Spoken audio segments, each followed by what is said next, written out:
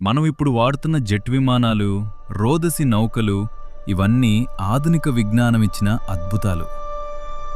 కానీ విమానశాస్త్రం అనే ప్రాచీన సంస్కృత గ్రంథంలో వీటి గురించి వేల ఏళ్ల క్రితమే రాసి ఉంటే, మనం చదువుకున్న సైన్స్ కంటే గొప్ప టెక్నాలజీ మన పూర్వీకుల దగ్గరుందా? Welcome back. ఈరోజు మనం సైన్స్ అండ్ మైథాలజీ మధ్య ఉన్న సన్నని గీతను దాటి విమానశాస్త్రం వెనుక ఉన్న నిజాలను వెతికే ప్రయత్నం చేద్దాం.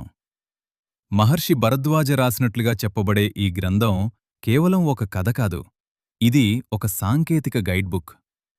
ఇందులో విమానాలు ఎలా నిర్మించాలి, వాటికి ఎలాంటి లోహాలు వాడాలి, గాలిలో ఎగురుతున్నప్పుడు వచ్చే శబ్దాలను ఎలా నియంత్రించాలి అని స్పష్టంగా ఉంది.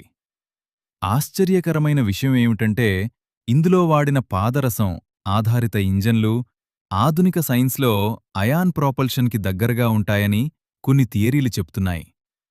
ఈ గ్రంథం లోహాల గురించి వివరిస్తూ స్తంభలోహం వంటి ప్రత్యేక మిశ్రమాల గురించి చెప్తుంది. ఇవి తేలికగా ఉంటూనే గాలిలో ఘర్షణను తట్టుకునేలా ఉంటాయి. నేడు మనం వాడుతున్న అల్యూమినియం లిథియం యాల్లాయ్స్కి ఇవి చాలా దగ్గరగా ఉండటం ఒక యాదృచ్ఛికం అని కొందరు శాస్త్రవేత్తలు నమ్మడం లేదు. వీటిని కేవలం కల్పితాలు అనుకోవడం సులభమే. కాని ఆ కాలంలోనే గాలిలో వాహనం ఎగురుతుంది అని రాయడం వెనుక ఖచ్చితంగా ఒక బలమైన పరిశీలన ఉంటుంది. చూసారుగా ఫ్రెండ్స్, ఈ ప్రపంచంలో మనకి తెలియని రహస్యాలు ఇంకా ఎన్నో ఉన్నాయి. ఈ మిస్టరీ గురించి మీరేమనుకుంటున్నారో కింద కామెంట్ సెక్షన్లో తప్పకుండా చెప్పండి. మన వీడియో మీకు నచ్చినట్టయితే ఇప్పుడే తెలుగు మిస్టరీ యాప్ని సబ్స్క్రైబ్ చేసుకోండి. మీ సబ్స్క్రైబ్ నాకు చాలా ముఖ్యం. మళ్ళీ కొత్త మిస్టరీతో